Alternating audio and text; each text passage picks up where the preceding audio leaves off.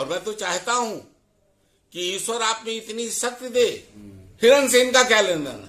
अगर दाऊद के लोगों ने मुख्तार को माना होगा, अतीक को माना होगा, बबलू श्रीवास्तव को माना होगा, लोग को एलानिया आदर्श कहा जा रहा है। इतना समझदार हो गया हमारे देश का नौजवान।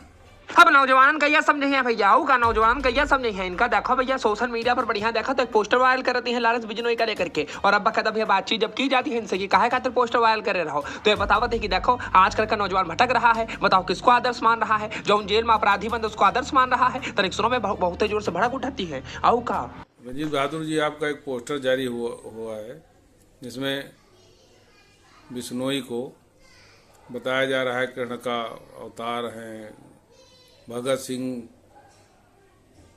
से तुलना की जा रही है। ये तो बदमाश आदमी है। देखिए, हमें उसके अन्य कृत्यों से मतलब नहीं है जी, लेकिन हमारे देश के अंदर उसको एक आदर्श के रूप में प्रस्तुत किया जा रहा है। कारण क्या मैं नहीं जानता हूं। तो हमें उसमें कृष्ण नजर आए जेल में होने के नाते। हमको तो आपका कमेंट नजर आ रहा है कि आप कमेंट कर रहे हैं। चलिए, कमेंट तो है ही, लेकिन जहां पर भगत सिंह की बात आती है, जो आपने सवाल किया, सबसे पहले भगत सिंह को जानना अति आवश्यक है। भगत सिंह थी क्या, उनके सिद्धांत क्या थे, उनकी थ्योरी क्या थी, और किन उद्देश्यों के लिए वो फांसी के फंदे को चूम गए। उनका एक कोटेशन है जो जग विदित है और अदालत में भी ये लिखा गया।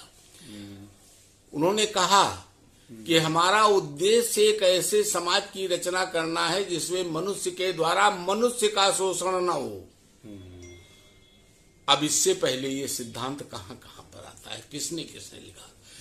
कार्ल मार्क्स ने इसके लिए दास कैपिटल लिख डाली।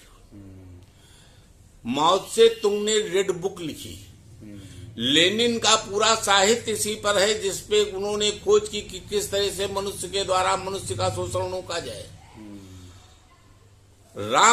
भगवान राम के राज्य में भी भगवान राम ने मनुष्य के द्वारा मनुष्य के शोषण को मुक्त किया और समता मूलक समाज की स्थापना की। भगवान कृष्ण के गीता का उपदेश दिया। महाभारत इसी बात को लेकर के हो गया कि पांडवों का हक कौरवों ने मारा था। शोषण विहीन समाज, और वो आदर्श पुरुष जो एक कोटेशन में इन पूरे सिद्धांतों को समाहित जिसने कर दिया आकर के, उस आदर्श पुरुष, आदर्श मानना बुरी बात नहीं, आप मानिए।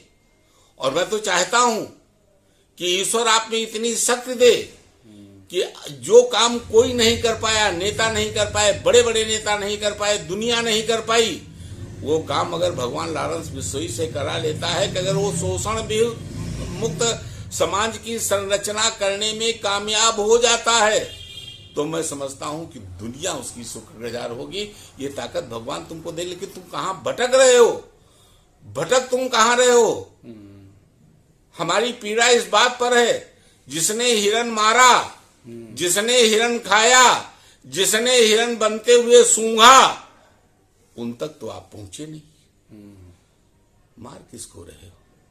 उनको तो खाली धमकी खिला रहे हो। मार किसको रहे हो तुम? न हिरण खाया, न हिरण सूंघा, न देखा और न देखा।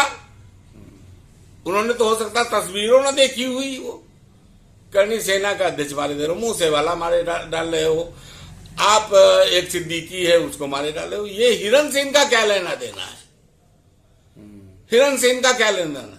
अगर हिरण की इतनी पीड़ा थी तो दंड तो उसको देना चाहिए था जिसका उस हिरण से संबंध रहा होता। बात सिर्फ इतनी है।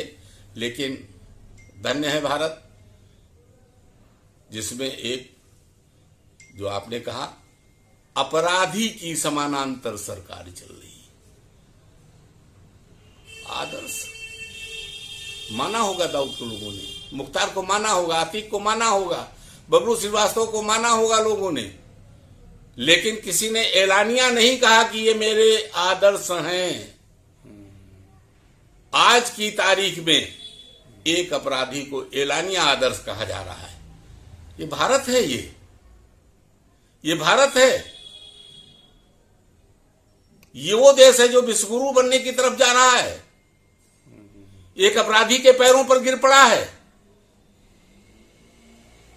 बताइए क्या लिखूं? ये पीड़ा नहीं है, ये देश की पीड़ा नहीं है। कितना समझदार हो गया हमारे देश का नौजवान।